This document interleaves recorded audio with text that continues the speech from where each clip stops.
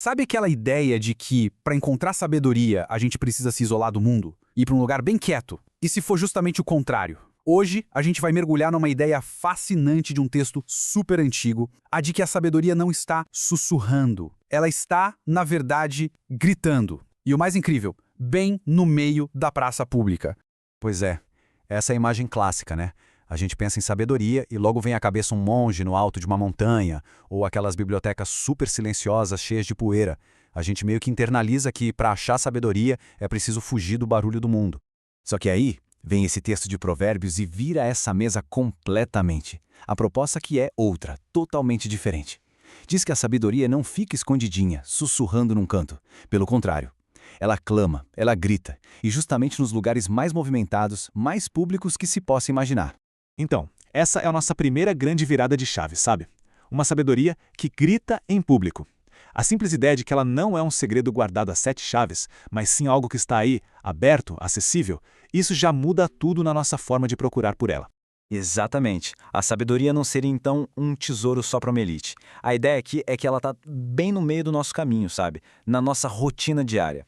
Disponível para qualquer pessoa que queira parar um minuto e prestar atenção, mesmo com toda a correria. Certo. Então vamos investigar isso mais a fundo. Porque o texto não é vago, ele não fala em qualquer lugar. Não, ele é bem específico. Então, que lugares são esses? Onde, exatamente, essa voz está clamando? Vamos seguir as pistas. A primeira pergunta que surge é essa, né? Qual é o ponto estratégico que a sabedoria escolhe para se fazer ouvir por todo mundo?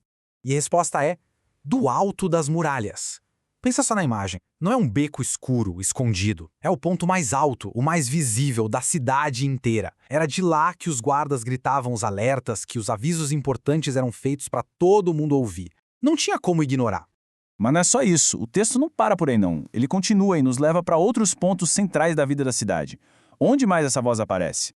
Ela também se manifesta à entrada dos portões e nas cidades. E olha, os portões das cidades antigas eram o centro de tudo. Era o point, sabe? Onde as pessoas se encontravam, o comércio fervia, as decisões mais importantes eram tomadas, era o coração da vida pública. E é aqui que a gente chega num ponto fundamental. Por que exatamente esses lugares? O que as muralhas e os portões realmente significavam? A escolha, com certeza, não foi por acaso. Ela é carregada de simbolismo. Exato. Não eram lugares aleatórios, eram o coração pulsante da sociedade. Nos portões das cidades se julgavam casos, se fechavam negócios, as notícias eram compartilhadas. Era o centro de tudo o que importava. E essa escolha de lugares revela o propósito da sabedoria. Fica claro que ela não está dando uma palestra fechada para um grupinho seleto. Não, é um convite aberto, escancarado para absolutamente qualquer um que estivesse passando por ali. Neste versículo, a sabedoria é como se fosse uma pessoa, sabe? Ela é personificada. E ela representa um chamado persistente de Deus. Uma oferta que está sempre ali, disponível, convidando as pessoas a viverem com base em alguns princípios fundamentais. E que princípios são esses? Bom, são os pilares dessa sabedoria. Não é nada de outro mundo, nenhum conhecimento secreto. São os fundamentos para uma vida boa e para uma sociedade que funciona. A razão, a justiça e a verdade. O que isso quer dizer na prática? Que talvez a gente não precise fazer uma longa jornada para encontrar essa orientação. O verdadeiro desafio é outro. É conseguir sintonizar nessa frequência, sabe? É conseguir ouvir essa voz no meio de tanto barulho, de tanta distração do nosso dia a dia. Tudo isso nos traz para o agora, né? E levanta uma pergunta bem importante. Se naquela época a sabedoria clamava nas muralhas e nos portões, quais seriam os equivalentes modernos desses espaços?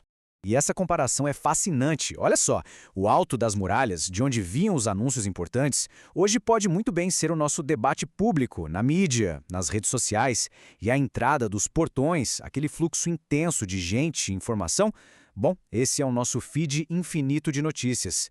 A sabedoria, segundo essa lógica, ainda estaria clamando, bem aí, no meio disso tudo. E isso nos deixa com a pergunta final, que talvez seja a mais difícil de todas. Se a sabedoria ainda clama nos nossos espaços públicos de hoje, onde o volume de vozes é infinitamente maior, o desafio é todo nosso. Como é que a gente aprende a discernir o som dela? Como a gente distingue o chamado à razão, à justiça e à verdade de todo o resto do barulho?